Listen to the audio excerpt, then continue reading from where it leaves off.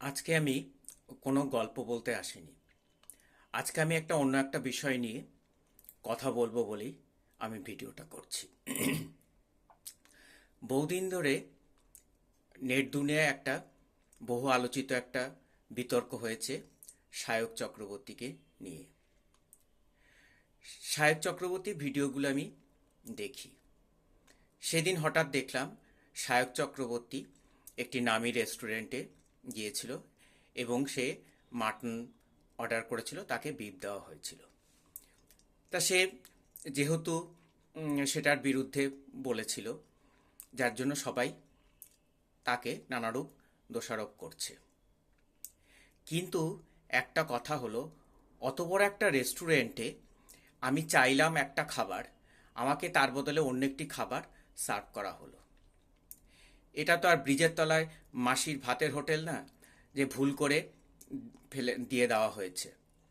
এটা একটা দামি রেস্টুরেন্ট, এখানে অনেক টাকা খরচ করে মানুষ খেতে যায়।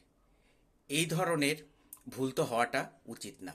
এবং এখানে প্রত্যেকেই শিক্ষিত, যারা খাবার সার্ভ করছে তারাও পড়াশোনা জানে। তা যখন খাবারটা অর্ডার দেওয়া হলো, তারা তো সেগুলো লিখে নিয়েছিল কি কি খাবার এই টেবিলের চাইছে। তো সেই অনুযায়ী যিনি সুপারভাইজার থাকেন, তিনি তো দেখে নেবেন যে খাবারের গুণগত মান বা যা যা আইটেম তারা চেয়েছে সে অনুযায়ী প্লেটটাকে সাজানো হয়েছে কিনা এবং সেইভাবে সার্ভও করা হয়েছে কিনা। কেন, কাস্টমার স্যাটিসফ্যাকশনের একটা ব্যাপার থাকে। তো এই ধরনের ভুল হওয়াটা তো উচিত ছিল না। আমরাও অনেক মুসলিম বাড়িতে খেয়েছি, কিন্তু সেখানে তো আমাদের অন্য কিছু মাংস বা গরুর মাংস কিছু দিয়ে দেওয়া হয়নি।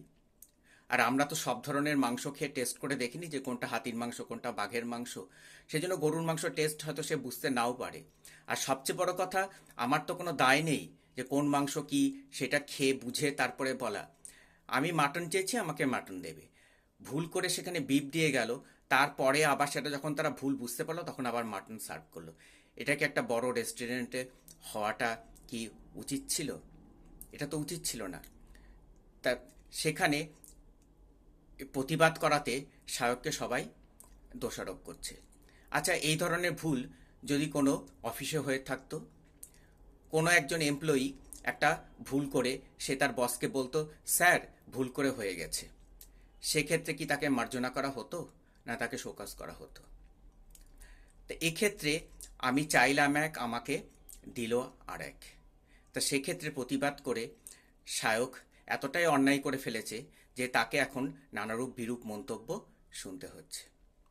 জানি না কথাগুলো বলে ভুল করলাম কিনা। যদি ভুল করে থাকি, ক্ষমা করে দেবেন।